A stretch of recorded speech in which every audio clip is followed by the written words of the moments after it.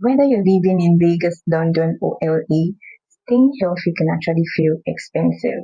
The economic realities are forcing a lot of people to cut costs, and health is often the first area to suffer. Expensive diets, imported supplements, gym memberships, and so on, they're not always feasible. But the good news is you can stay healthy without breaking your bank.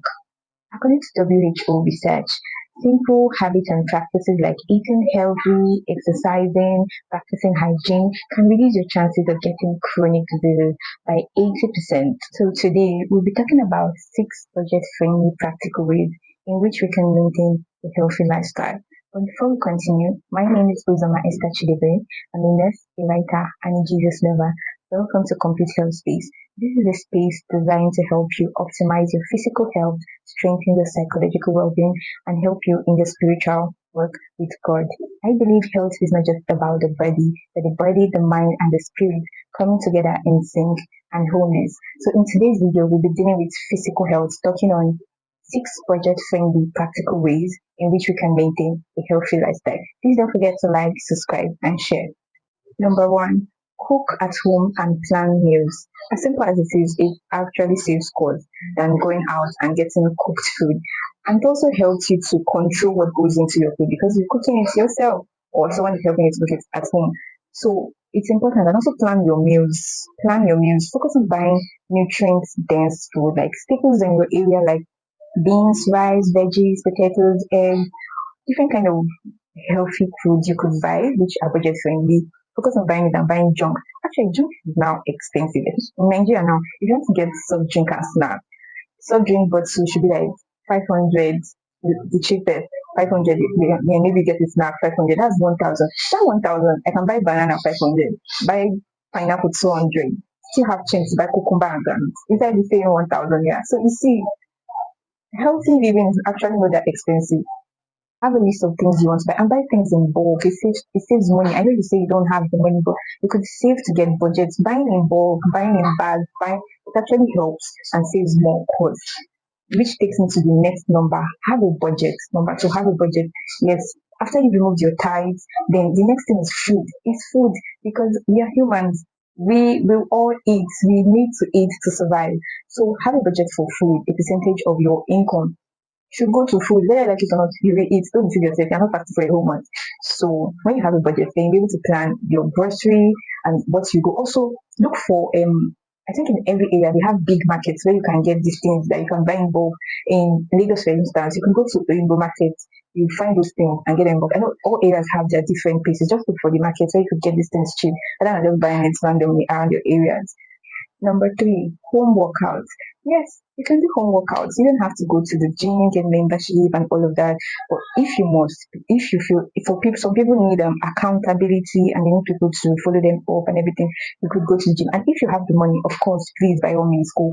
But if you don't have it, don't now feel like I can't do workouts. It's not true. You can do your workout at your home. Think that we're in a digital age now. If you browse and go to your Play Store, you see various exercise apps that you could follow body workouts no matter the area you're focusing on, full body workouts, focusing on your arms, your tummy, it's all on it's even on YouTube. Like there's so much information everywhere. So you could do your own workout. It doesn't have to be something tedious or stressful. If you don't know how to jog, you can skip. You can simple thing like skipping helps. It's a full body workout and the cardio workout. It helps to improve your cardiovascular health, which improves your overall health over time. Also, if you love dancing, you could listen to your favorite songs and dance. That's exercise. You're already exercising yourself, dancing, teaching walks. You could take walk around, to clear your head. Just take walks around the area. It doesn't have to be something so, but ensure that, especially if you're living a sedentary lifestyle where, like maybe you're doing a work that you have to always sit down, doing a remote work, you're always indoors, ensure you have some form of physical activity on a daily basis. Number four, preventive health check. Yeah, it sounds simple, but you should go for regular checkups. Not every time, but at least the basics. I think government hospitals provide subsidized amounts for checkups like blood pressure, diabetes, malaria, and so on. You could check that out. And if you didn't want to go to a government facility, your private clinics around you, they check these things. I don't think anybody pays for checking BP. Like if it's your regular hospital, it's free. Then for blood test, then for sugar test, okay, you pay like 500 or 1,000 at most. And you check it. I'm not saying you should check it every time. Just once in a while, especially if you have family history of these diseases, maybe it's from your father's side, your mother's side, father's brother or something, any family history at all, please ensure to do regular checkups to avoid stories that touch on a long run. Don't just leave it to chance. Take care of your health because health indeed is wealth. Another thing is in this, especially in this part of this world, we have a habit of self-diagnosing ourselves. Every small thing that is wrong with you, you have that malaria and typhoid. But wait, see happen. Other chemists mix me one or two drugs. Really, go to your doctor. Go to your doctor. Go for checkup. Do the test. Don't say full lab test. Go and do your checkup, do your medical test. If they tell you to go to the lab because there's not all signs and symptoms that is that thing that you think it is. You see, the rate of antimicrobial resistance has increased because a lot of people have misused antibiotics and so much more. So please go to the hospital when you feel sick, when you feel, especially when it's persistent. You're taking medications, but the symptoms and the signs are persistent. Don't stay behind and just leave it to chance that it will go job. See your doctor. Number five, practice hygiene and sanitation. Hmm, this one is a lot. Personal hygiene, simple personal hygiene. Wash your clothes well, wash your undies well, keep your bed sheets, pillowcases. So take care of your environment where you're living because if you live in a dirty environment, you're going to attract rodents and some other microorganisms around it. Take care of it. Just make it clean. It's not going to make it very peaceful. I don't even like a dirty place. It's making noise in my head. Personal hygiene. Don't come and be smelling up and down and disturbing the neighborhood with your handy smell. Buy deodorant. How much is Nivea? I'm not doing that from here. Or how much is Rolling at least? The last night it was 2000. 2000 that you can use for like 1 month. At least buy Rolling. If you don't have money to buy perfume, buy Rolling. Stop disturbing the neighborhood.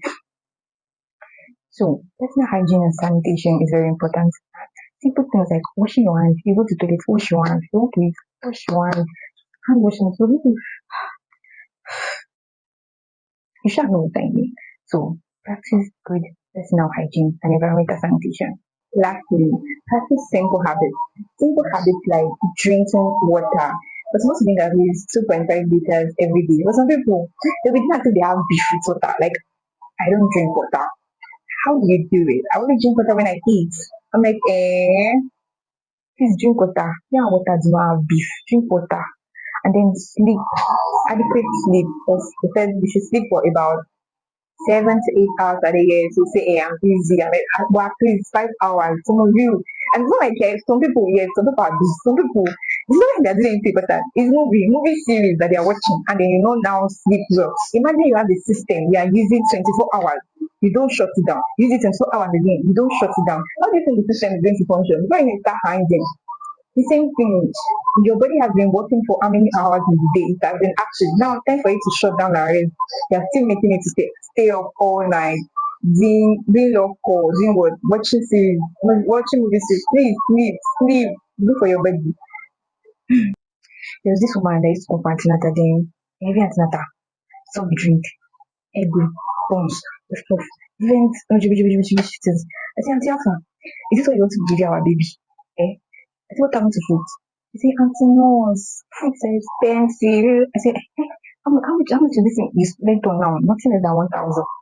And let's say you want 1,800. Even that 800, you know what you can buy? You can buy pineapple, 200. You can still buy watermelon. You can buy banana. Inside that same money, you can, and say food is expensive. So which one is better now? And all these things are empty calories. Choose nutrient dense food though. You get why? So health is not necessarily about spending big money. It's not about making consistent, intentional choices. I hope today you choose to take those practical steps in improving and getting a better healthy lifestyle. For small steps today will save you big costs tomorrow. If you found this helpful, don't forget to like, subscribe, and share. Thank you for joining us on Complete Health Space.